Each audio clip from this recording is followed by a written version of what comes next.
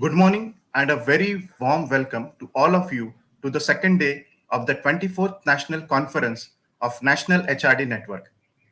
You all must have gone through the meta theme yesterday. Today, we bring you the theme on Mega. Let me briefly introduce you all to the entire schedule of the day. So, at 9 o'clock, we will have predictions for HR by one of the great international personalities in the field of HR world, Mr. George Bersin. At 10, we will be introducing an HR jobs app. At 10:30, we will have a special session on leadership, organization culture, and innovation with respect to the experience of Marico, which will be taken by the chairman of Marico. At 11:45, we will have a session on AI and machine learning in the world of HR business. Next, we have a session at 12:30 on the theme of aspiration and strategies, CHRO to CEO, challenges and opportunities. Then we will have a short break of around half an hour where all of you can have your lunch. At 2 o'clock, we will have a session titled Wearing Multiple Hats, the Evolution of a Woman Leader. At 3, we will have a session on Away from the Beaten Path. At 3:45, again, we bring a special session on design thinking and human centricity. At 5 o'clock, we have a session on HR professionals turned entrepreneur. As you all know, that nowadays we see a very high temptation of HR professionals who want to be entrepreneurs. At 5:30, we will have a talents and rewards insight session, wherein the focus will be adjusting to the new shape of work given the various disruptions that are happening. And lastly, at 6, we have a special session for you titled HR Idols, where we will have a musical display by Dr. Deepak Deshpande, so that all the learnings and all the intense sessions that you went through the entire day, you all can, enjoy and relax yourself. Thank you.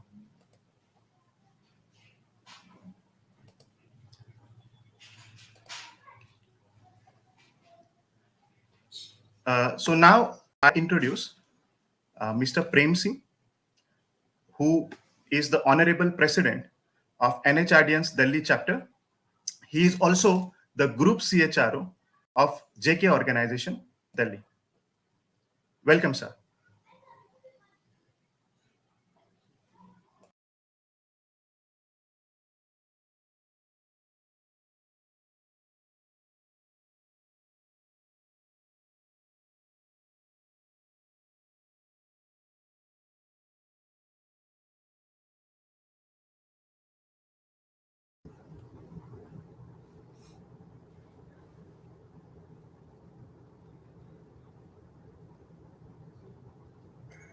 Uh, Okay. Prem, sir, over to you.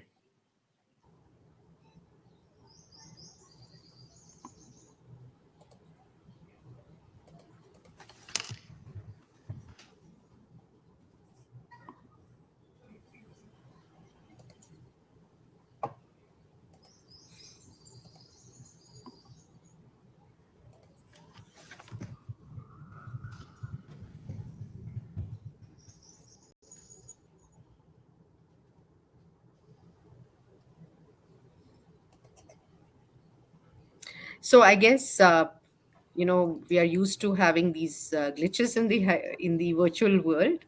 There he is. As soon as I said glitches, glitches are also scared of him. Prem, back to you. Back to you, sir. Good morning, ladies and gentlemen, to all of those joining from India. Good evening to those joining from Americas. I welcome you all to the day 2 of the National HRD Network Conference, which is focused on 4M, that is Meta, Mega, Me, and more. I hope you have enjoyed the day 1 of the conference yesterday, which focused on the meta element, focusing on what? Today, the conference takes a leap into the mega element with the onslaught of technology and so much of disruptions taking place all around, the question arises, what are the structures that are going to be there?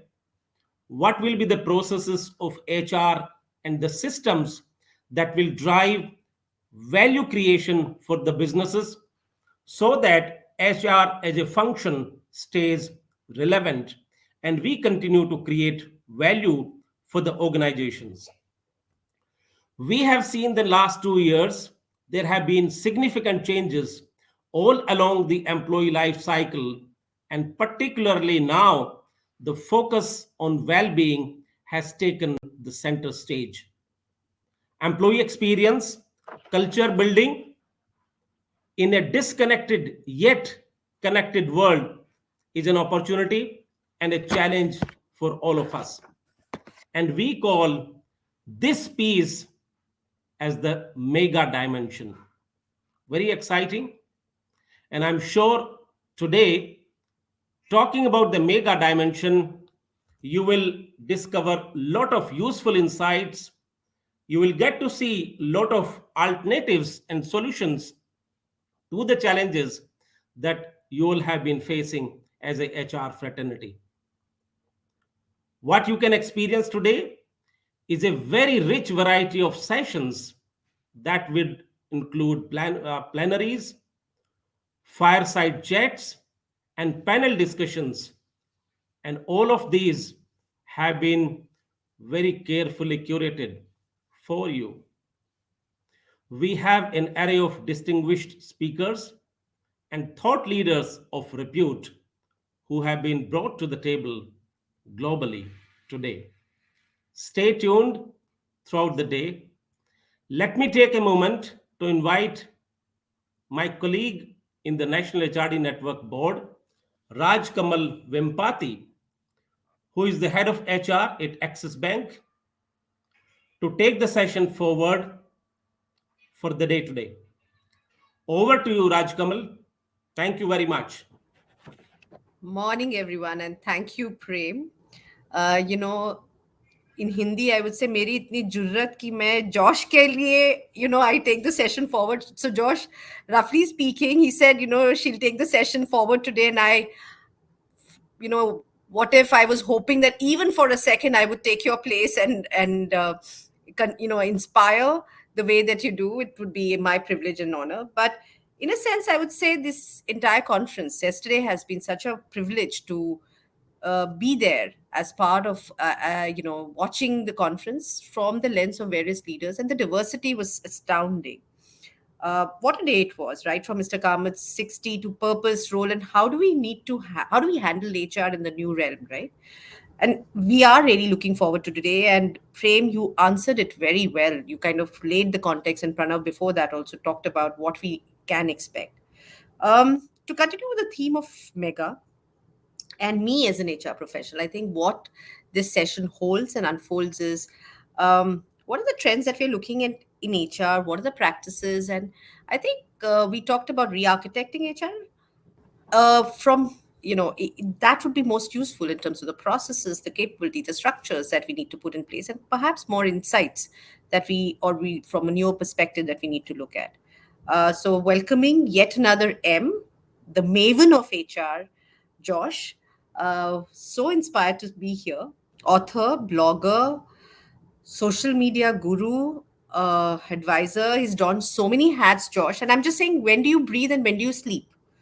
Um, he needs, actually, I would say he needs every bit of introduction. Everybody says, oh, he doesn't need any introduction. We all know him. He needs every bit of introduction for us to be inspired to say, there are so many spaces that we can occupy and how we can expand our own horizons of potential. But so happy and thrilled and privileged that you are here taking us through the trends of HR. But for people who want to be inspired like me, Josh, everybody knows he founded Bersin and Associates in 2001. He sold the company in 2012 to Deloitte.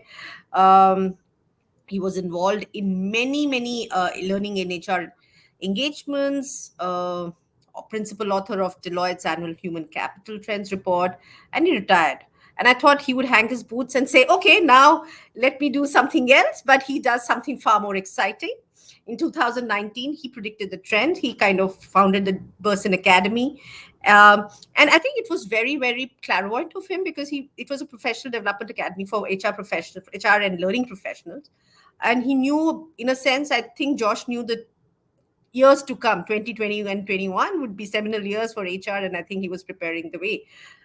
Uh, and I think what I'm excited is 20, when I see what he did in 20, from 20 onwards, he worked on this entire ongoing research on big reset in terms of how pandemic is affecting the world of work and world of HR, and what are the workforce challenges.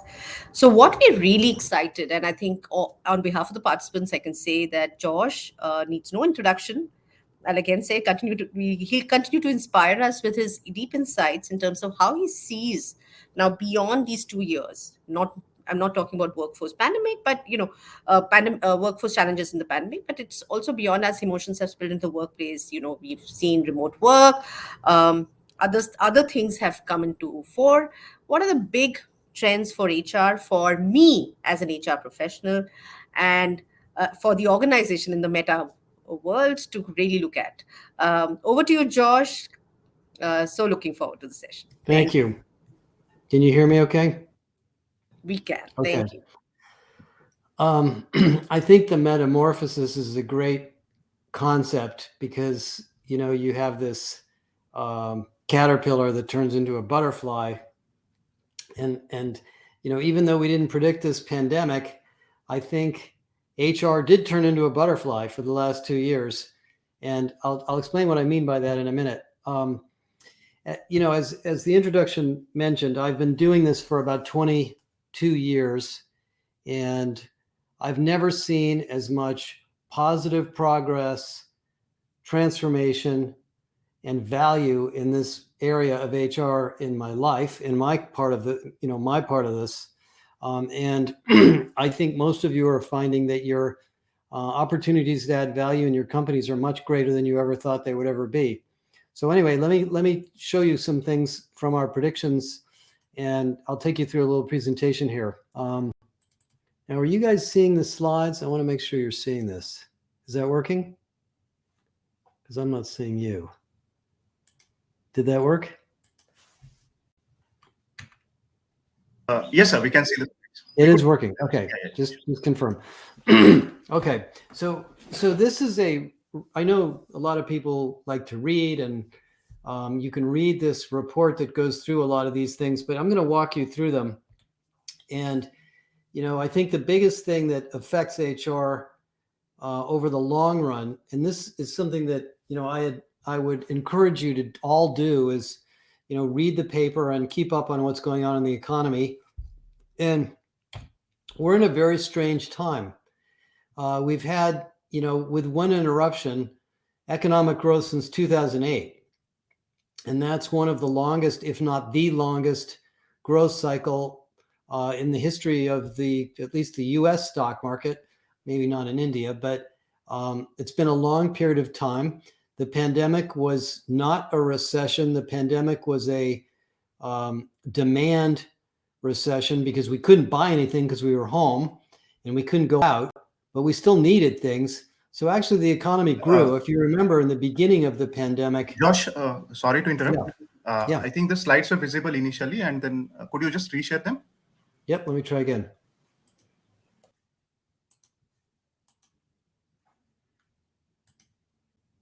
Be back?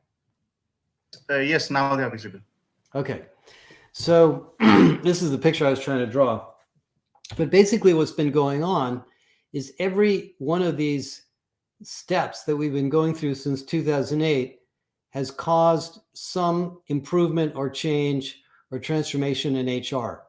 Now, a lot of you know I worked at Deloitte for a while, and when I was at Deloitte in 2016, which was 6 years ago, we wrote one of the Human Capital Trends report was about, there was a chapter in there called The Overwhelmed Employee.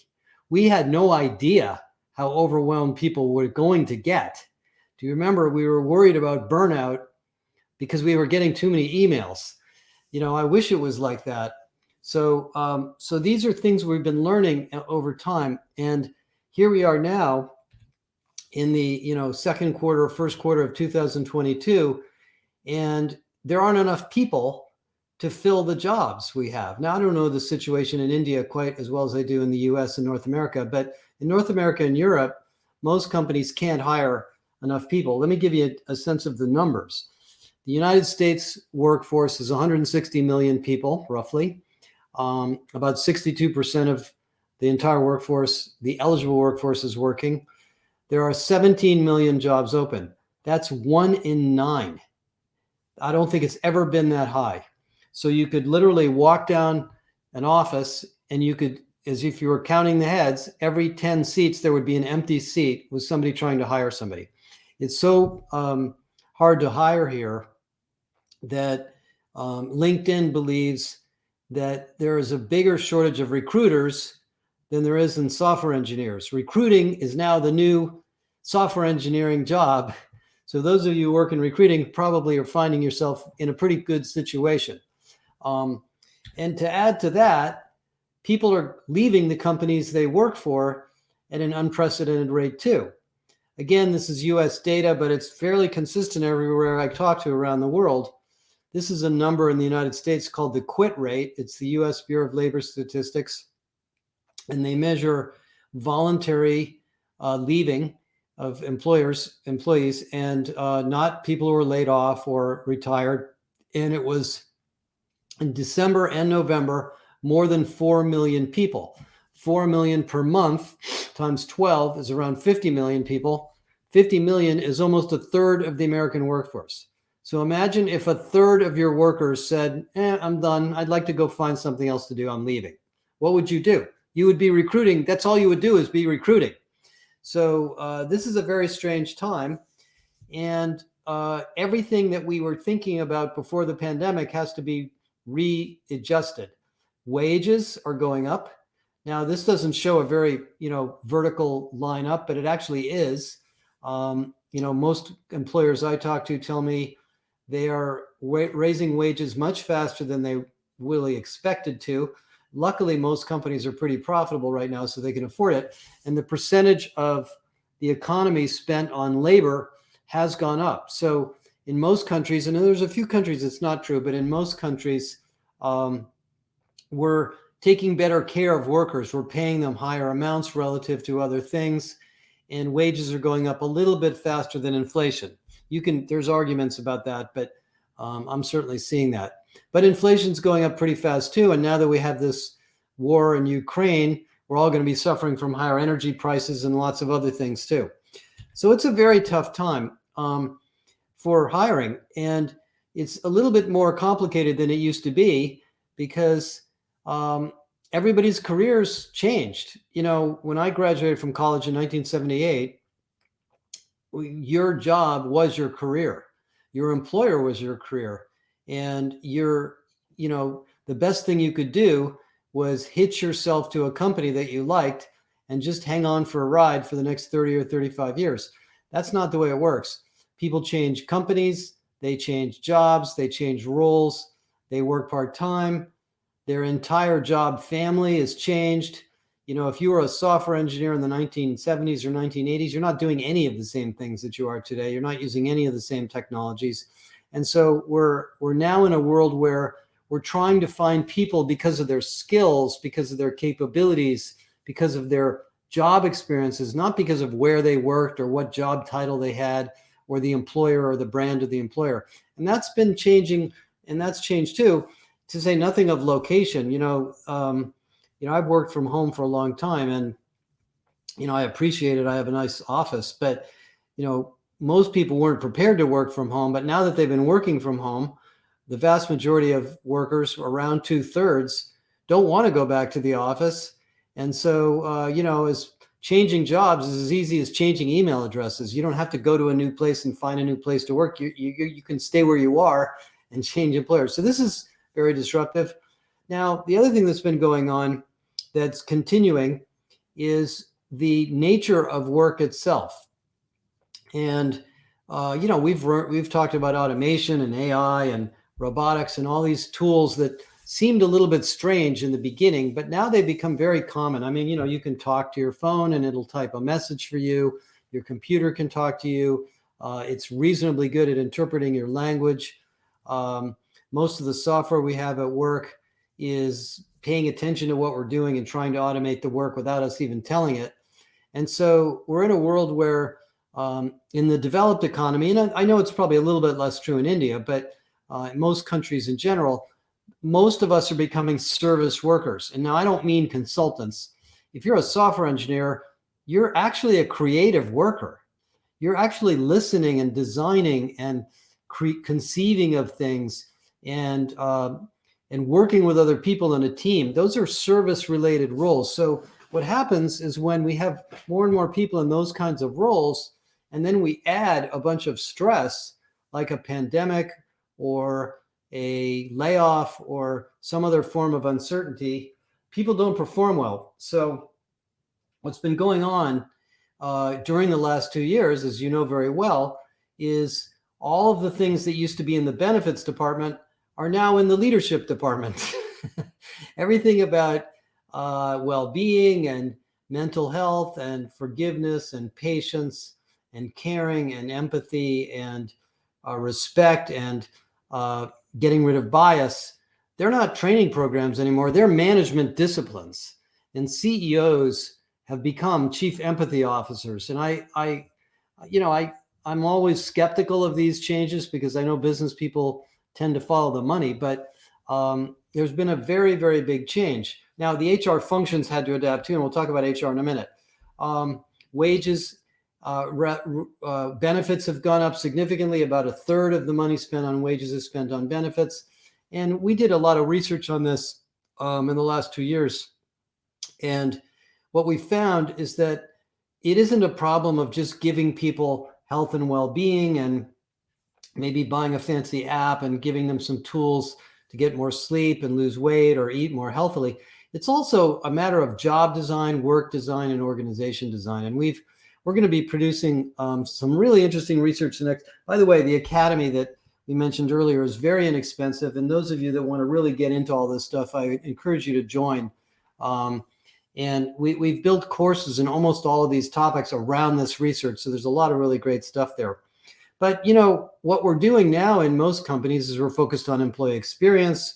We're focused on reducing the number of, bureaucratic steps to get things done, making performance management easier, teaching leaders how to be better listeners. And that's really been a big learning experience during the pandemic, and it is changing HR, as I'll show you. We have to be more creative. During times of economic growth, CEOs tend to push the people in the organization harder because even though the economy is growing, everybody else is growing, so we need to grow. And that leads to a push for what we used to call innovation.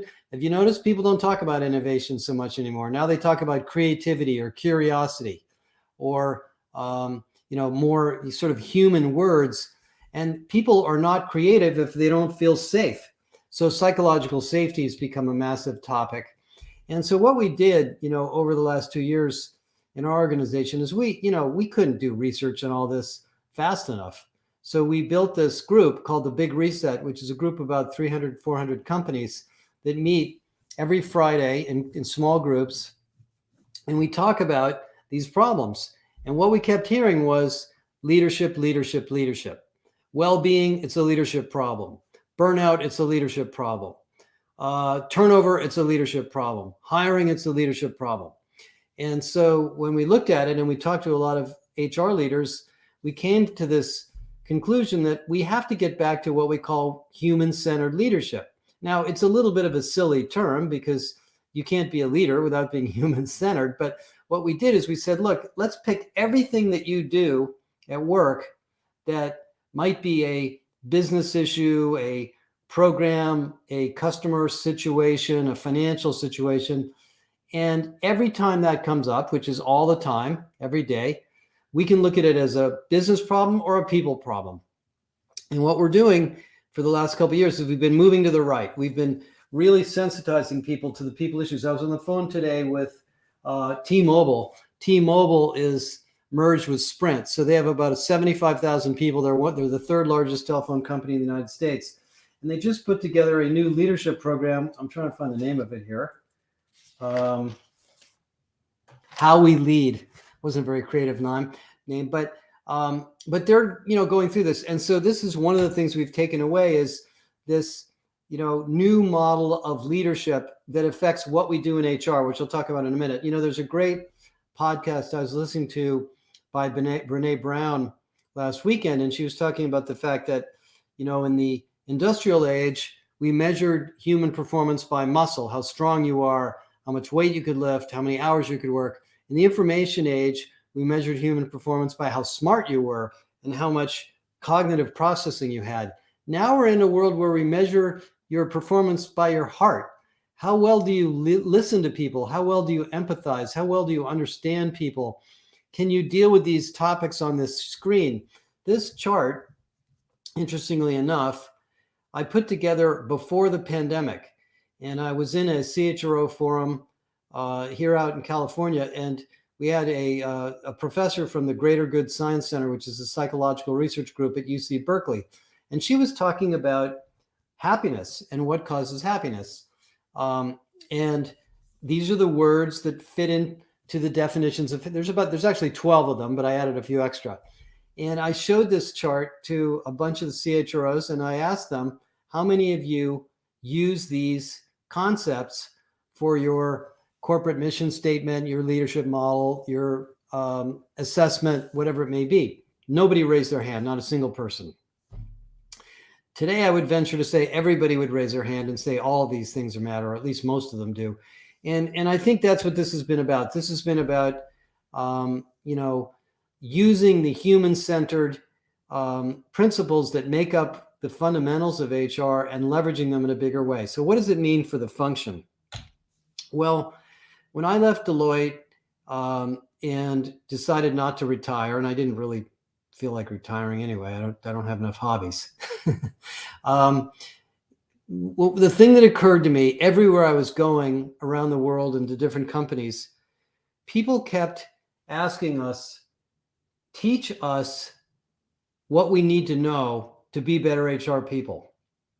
And I remember having a conversation with the head of HR at Lockheed Martin, and she said to me, "You're a teacher." And I said, "No, I'm not. I'm a research analyst. I don't really teach stuff." And she said, "No, you're actually teaching people things." And I realized that maybe the most valuable thing we can do in HR is learn how to be better at this craft, because HR is a craft. It's not really a profession. You learn it by doing it. You can't take a course in HR, pass a test, and go do HR. You learn it by doing it. It's like being a carpenter or a software engineer or just about every job, really. And so we need to learn over time how to be what I call full stack HR professional. The idea of full stack means you understand the whole stack. You understand all the different aspects of it. And right now, HR is dependent on 9 things, these 9 things. Now, you might like the Ulrich model with the service delivery, business partner, COE. I'll talk a little bit more about that at the end. That's still there. But the real direction of HR is for us to be designers, consultants, product managers, and service delivery professionals. And what's now taking place in HR, which I think most of you know, is that all of these major program areas are interconnected and interlocked. I was on the phone, yesterday or today with a big company. I won't mention the name. It's a very well-known company, and they're buying new HR software. And they have a new performance management tool, and they're buying a succession management tool, and they're buying a learning tool, and then they're going to buy another tool for recruiting. And I was listening to them. I'm thinking, you guys, all these things are connected. You've got to think about this as one big system. You can't think about this as a bunch of little tools. If they don't connect to each other, you can't do internal mobility. You can't look at skills. You can't change the job architecture. They're kind of listening to me and they're not really paying attention. But this is what's changed. Right out from underneath your feet, everything got interconnected. If you can't source and recruit people well, it's probably because your employee experience is bad. If your employee experience is bad, you're losing people. If you're not dealing with contract and gig workers, you probably haven't survived the pandemic. If you're not doing internal mobility, you can't fill the gaps from the labor market. And if you're going to do internal mobility, you need to know what skills you need and what jobs you have. Oh, by the way, if your job architecture is a mess, you need to fix that too. So anyway, all of these things have been going on at the same time, and now they're all interlocked. So, what I would love you all to do is to look at a picture like this and think about how they're connected. Now, you may not be responsible for all of these things, but the more you understand how they fit together, the better your piece or your role will contribute to the whole. And that's what's going on in HR, is we're becoming a much more sophisticated, integrated, business function. And by the way, as you know, this idea of getting a seat at the table is over. You're at the table. You're in one of the most important roles in the company. Recruiting is the number one thing companies do. If you don't recruit the right people, you don't have a company. So to say nothing of all these other things. So, the pandemic was a pretty big shot in the arm for HR. Now, one of the things that was in the middle of that was employee experience. And what, employee experience, I was talking to a vendor today, exploring. You guys know Pac-Man, the game where the little guys eat things. I think employee experience is like Pac-Man. It's eating everything. It's taking over HR. In the early days of this concept, we used to call it employee engagement. And employee engagement was a once a year survey, and you would benchmark yourself against some benchmarks. You would, somebody would go through all the data, and then 3 months later they'd send out a report, and people would probably not read it.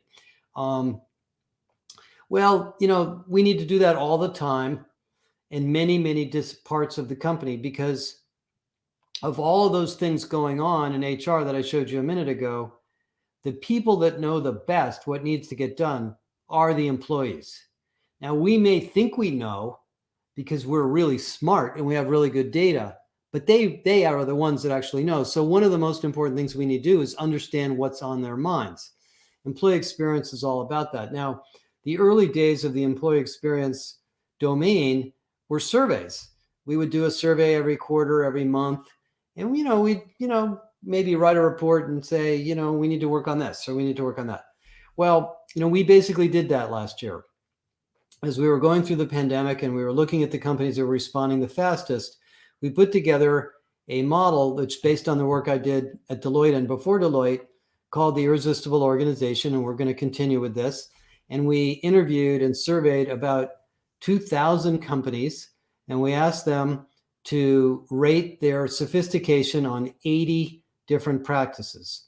And this is most of them, but not all of them. And what we found, and all of these are good, and you could argue that they're all important, and we want to do all of them. But what we actually found was that the ones that mattered the most in the dark green had to do with trust, a sense of belonging, understanding the mission and the purpose of the company, and feeling that the leadership cares and appreciates the work we do. Very human psychological needs. So employee experience isn't necessarily about buying new HR software or implementing Microsoft Viva or whatever it may be. It's really about behaving in a way that people feel comfortable and safe, and giving them the ability to grow, giving them a sense of purpose, putting them in a good job that's the right job for them, and taking care of leaders. Going back to leadership for a minute, the people that have been perhaps the most impacted by the pandemic are leaders.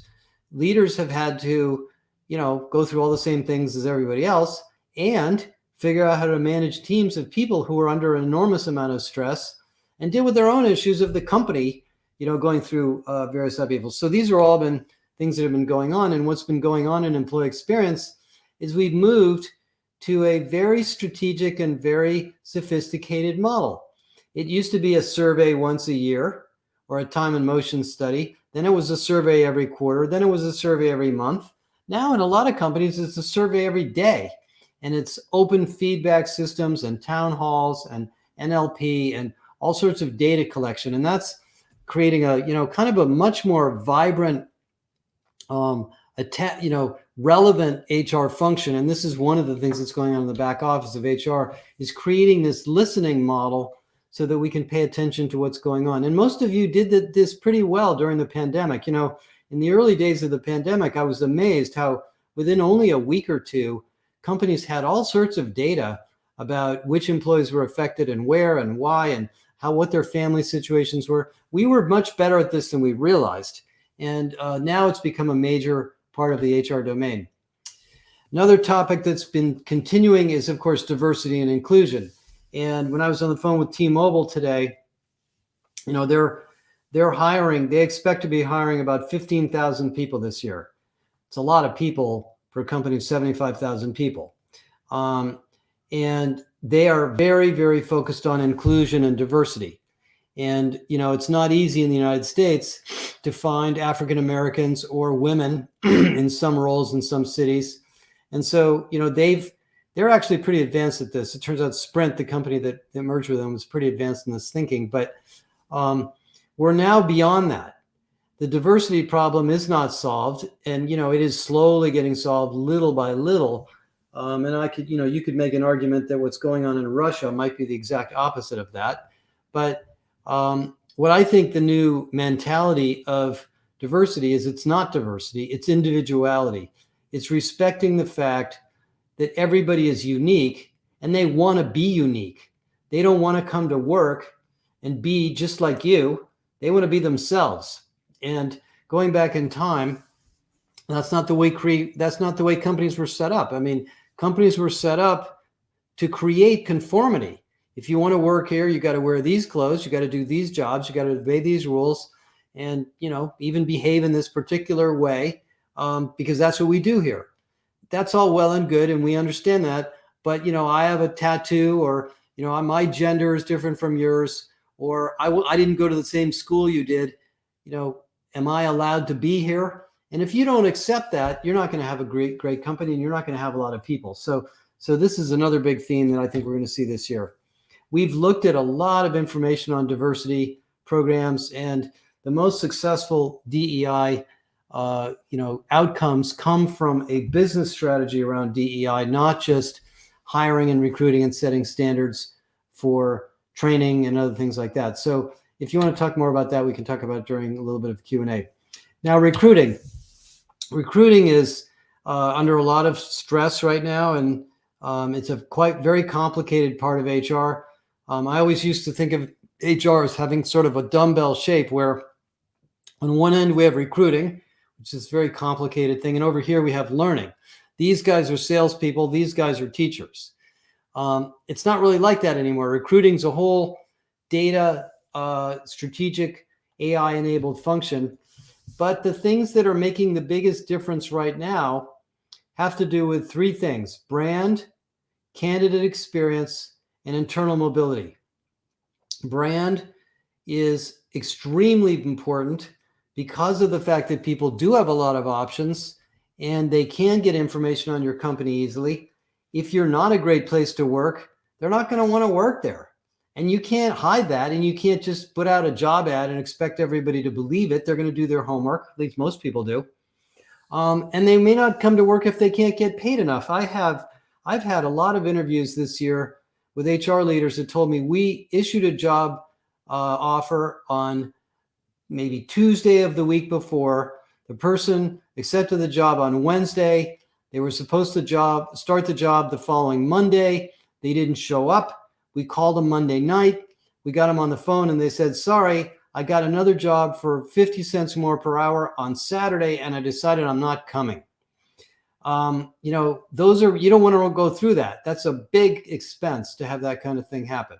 So this whole idea of who are you, what is your brand, what is your value proposition, are you paying fairly? That's number one. Number two is the candidate experience. I talked to one of the largest tech companies in the world, located out here in California. Very big, very successful company. You know who they are. They said the fastest you can get hired there is 8 weeks. It is impossible to get hired in less than 8 weeks. They have this very complicated process of interviews and testing and all these things they do. And they said, and we're just losing candidates all the time. They go work for Facebook, they go work for Microsoft, they go work for somebody else. So they're redesigning the candidate experience. And the third is internal mobility. Internal mobility is one of the most interesting new domains of HR. And it's really stitching all these pieces together, because if you build a reasonably good skills model for the jobs in your company, and you're having a hard time hiring somewhere, chances are you've got people in the company who know how to do that work. And they might even be in jobs they don't like, or jobs that are decreasing in value. So if you can't connect those two things together in this day and age, then you're not going to grow. When I first studied that, when I was at Deloitte, around 2017 or so, we did a survey, and just for kicks, I put this question in there. In your company, is it easier to find a job inside the company or outside the company? And about 75% of respondents said it was easier to find a job outside the company than inside the company. Well, that's no good anymore. I mean, that's just not going to work. So that's why internal mobility is so important. And recruiters are now internal headhunters. So your recruiting team has to know what's going on inside the company so that they can, contribute to the mobility and find people. So anyway, this is sort of the details on that.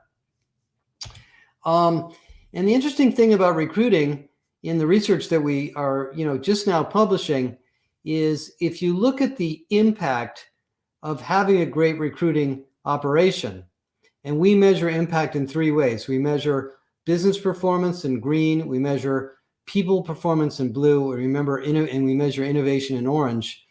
The outcomes of the highly rated recruiting organizations in our maturity model, the level 3 and level 4 companies, I skipped by it because I don't have a lot of time, but were extraordinarily high.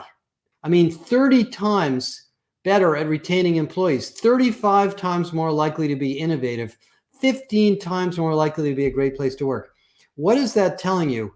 What it tells me is that if you're a great company for recruiting, you're a great company. Recruiting does not stand alone anymore. It only works if everything else works. So recruiting is sort of like the canary in the coal mine. If you're having a hard time recruiting people, it's probably because of something going on over here. It's not just the recruiting function itself. So it's very, very interesting thing. Another huge area for HR is skills. You've all, I'm sure, read 1,000 articles and talked to vendors all day about this. I have a lot of perspectives on this, but let me give you a couple things to think about. First of all, this is not a new idea. We've been building competency models and doing skills-based hiring since I got out of school in the 70s and long before that. What is new is the technology. So what we can now do is, if you know the capabilities required to do a job, there's software that can figure out what skills that person needs. And there's software that can help them find the content they need to develop those skills. And there's software that can kind of do a pretty good job of guessing if this person has those skills. But it doesn't do it by itself. We need to help companies, and we need to design the capabilities, the business capabilities that the skills are made up of. And we used to call those competencies, and competencies was more of an old-fashioned idea. But a business capability is something you can say in English or whatever language you speak, and the business people go, yeah, that is exactly what we need. And that doesn't mean I know how to program in Java or I know how to use Microsoft Excel. I was on the phone with a company today. They ran one of these skills tools through their skills database, and they looked at the number one skill in healthcare.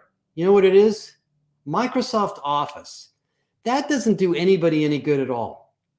The real action and skills is building these capability models that you do your own. And that's very high value work for HR. And we're working with companies right now. And we've done this for HR. By the way, for the HR profession itself, we built a capability model, and we can show it to you. You can assess yourself against it. You can benchmark your company against it. And it's very, very useful. But we had to do it by hand. We had to think about it and talk to people about it. And that's what goes on in skills. And that once you do this information now is like gold, because it's used for learning, it's used for mobility, and it's used for recruiting, and it's even used for pay. So this is a massive area of HR, and it's going to be a big, growth area for the year ahead. And we're doing lots of research on this. And I wrote an article just about a week ago on kind of what not to do. And so if you're confused about the skills stuff, take a look at some of the information on the website, and I'm sure you'll understand it pretty quickly. The learning industry is explosively growing. We are now in a world of learning in the flow of work. I used to talk about it as a concept. It is now a reality. People want relevant learning. They don't want to take a course that doesn't seem to apply to their job unless they know why they're taking it. So we can't just throw stuff out there and assume everybody's going to be happy. We have to make sure it is absolutely relevant and timely. Obviously, everybody's busy. People don't want to spend 2 hours in a course if they don't think they're going to get what they need out of it. And we need to organize it into what I call capability academies. A capability academy is your company's decisions on what are the capabilities you need and how do we group them together, and the people who are building those capabilities together so they can learn from each other. Our academy, JBA, is a capability academy. And if you want to know what it's like to be in a capability academy, go in there and you'll see there's a lot of people talking about the things that you want to learn in the context of your job in HR. And that's what a capability academy is. A leadership academy, a sales academy are good examples of that. Safety academies, many others. And in some cases, these are communities, not just academies. So one of the big jobs of HR in the next few years is to build these capability networks inside the company, to manage them and to evolve the skills. I was talking to one of the vendors today, and this whole area of skills is a muscle. It's not a project. It's not something you do and then you're done. This is an ongoing discussion of what are the capabilities we need this year? What are the capabilities we need because of this new business we're getting into, because of this new geography, because of this competitive change in our market. Okay, so that's what's going on a little bit on learning.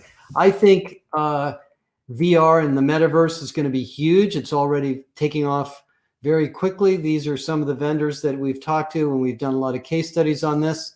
The pandemic did accelerate our adoption of digital tools, and it really allowed these vendors to really get hold. And some of the applications that are big include collaboration, onboarding, recruiting. By the way, virtual experiences for recruiting are very successful, especially with young people, as well as training, soft skills development, and operational skills development. So this is going to be a big, exciting time for the year ahead. And, even Microsoft is really into this. I think you're going to see Microsoft as one of the most successful vendors in this, because they've got all of the technology of Alt VR, which is a company they bought. They've got Alt 3D and VR and Teams. And of course, they just bought this big gaming company. So I'm sure they're going to learn a lot from them. So there's all sorts of big things there. I talked a little bit about well-being. Let me skip out this. HR tech. Well, this is another 2-hour presentation, but let me just tell you what's going on in HR tech. It's relayering itself. Some of the end-to-end solution providers are getting a little old. Even Workday. Workday is a great company with a great product, and I know they don't do a lot of business in India, but SAP and Oracle, they are not enough anymore. We need intelligence on top of these systems. We need employee experience applications on top of those, and then we need content on top of that.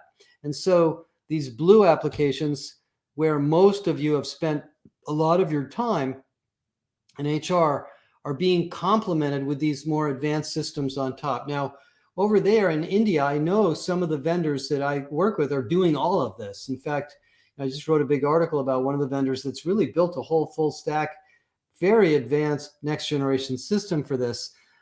So you may not be as heterogeneous in your companies, but most companies now are saying, even if they have the best system out there, Workday, whatever it may be, they have to add these new systems on top of it, because the intelligence systems in green and the EX systems in red are different architectures. They're not the same kind of software. So the HR tech market is going through a lot of change, and there's lots of things to do. Final thing I want to just talk about is the sort of the operating model for HR. And I know a lot of you guys are sort of thinking about that. If you agree with me that we're turning into designers, consultants, product managers, and to some degree, full stack professionals. It's a lot like what's happening in software, by the way, just slightly different domain. Our expertise is in people, not in software. We're building a new function. We're building a whole new model. And it sort of looks like this. It doesn't look like a typical service delivery model.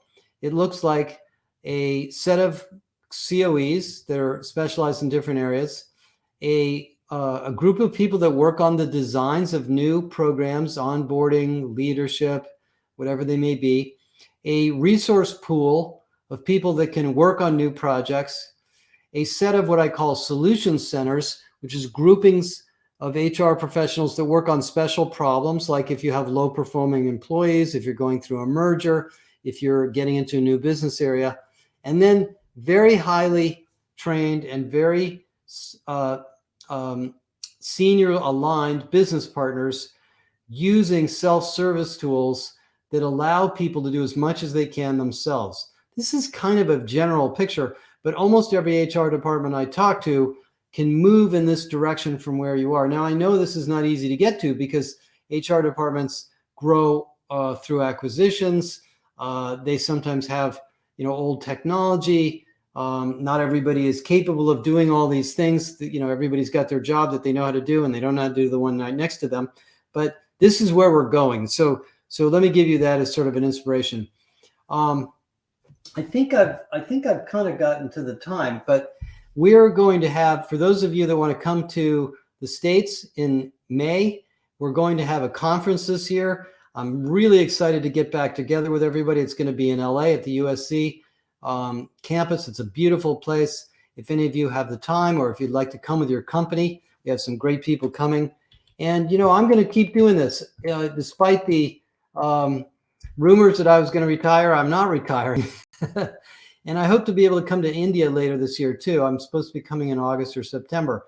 So, I just in summary, I would say that, we all should feel fortunate to be a part of this profession. It's a really magnificent time to be in HR. We are responsible for some of the most important problems that companies have. We have expertise that a lot of other people in the company do not have.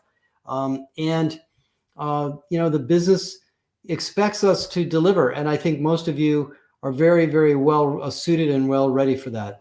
So thank you for the opportunity to talk a little bit about what's going on in the year ahead. And I'll be continuing to keep up on things and communicate with all you guys as best we can. Thanks, Josh. You took away my last slide. I said, after going through the presentation, I would have said, I'm so fortunate to be in HR at this time, because truly, the kind of problems that we are expected to solve are unparalleled, and what changes that we need to metamorphosize into in terms of HR professionals as managers, as leaders of our company is also something unprecedented, and it's really an opportunity. So, a couple of questions from you. Sure. And maybe we will take two questions. And I think the questions are really interesting, but one of the things is you talked about the Great Resignation, and you talked about in the context of Great Resignation, changing the HR model, looking at attrition as a leadership problem, and maybe pivoting the organization, and looking at the leadership lens, also having the empathy, patience, etc., etc. But is it such an easy problem to solve for? And if people are looking at tackling that, how do they go about solving it? What are the steps to change? In a sense, it's loaded question, and your entire session was on that. But how do you go through this process of transformation? Does it start from the top, or do you look at the HR model first, or do you symptomatically? Well, I think HR transformation for its own sake probably isn't worth doing. You have to have a problem you're trying to solve. So before you decide to reorganize or, do anything very significant, I think the first thing is, what are the business issues that our company faces?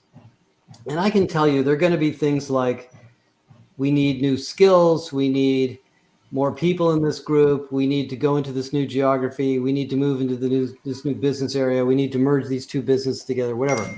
Write those things down. And then look at the way HR is set up and say, Are we enabling that to happen? And if turnover is high, that has to be number one. Now, the reason people leave companies, as I was showing you earlier, can be a lot of reasons. But if you're paying people fairly and you have a reasonably good, workplace, it does come down to management and leadership. So, I would always lean towards designing the HR function and the HR operation to be as close to leadership as possible. And so that's why that model is so interesting, because there was a period of time where a lot of companies said to me, we think we're going to do away with our business partners. We're going to put in automation. We're going to put in chatbots. We're going to put in self-service. The exact opposite is happening. More and more and more HR professional skills are needed in the businesses closer to people. So as much as we like to sit around in a COE and design everything, as if we're experts, we're really not. We don't really know everything that people need unless we're out there. So those are some of the things that I would use during the design. It takes some iteration. And the other discipline of HR is to be agile. HR can be agile. It can do things iteratively. You don't have to take 2 years to do something. You can do it in a month and try it and then improve on it. And so working in agile teams is a very, very comfortable way of redesigning HR too. So those are just a couple of things. Great insights. Another question, especially when you said we move from conformity to individuality and skill is the new currency of career. Do you feel that it has implications on the organization structure? Because, there is formalized structure, and in this individual being the master of his or her in destiny, will it experience a complete decentralized well, the direction, I tell you, I don't know, not every company is the same, but the direction I hear more and more from companies, and some of these are pretty big and pretty old companies, is we want to let employees decide where they want to work and what they want to do. I mean, if you have a talent marketplace type of a solution, managers are not telling people what jobs to take. They're deciding on their own. And, that means you have to trust people. There has to be an inclusive, culture.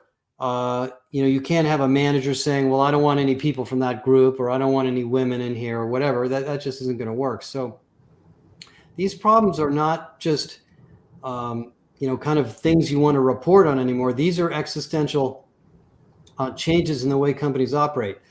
And, I would not have predicted that within only 3 or 4 years, that 70% of companies that said that it was easier to find a job outside of a company than inside, it's probably reversed.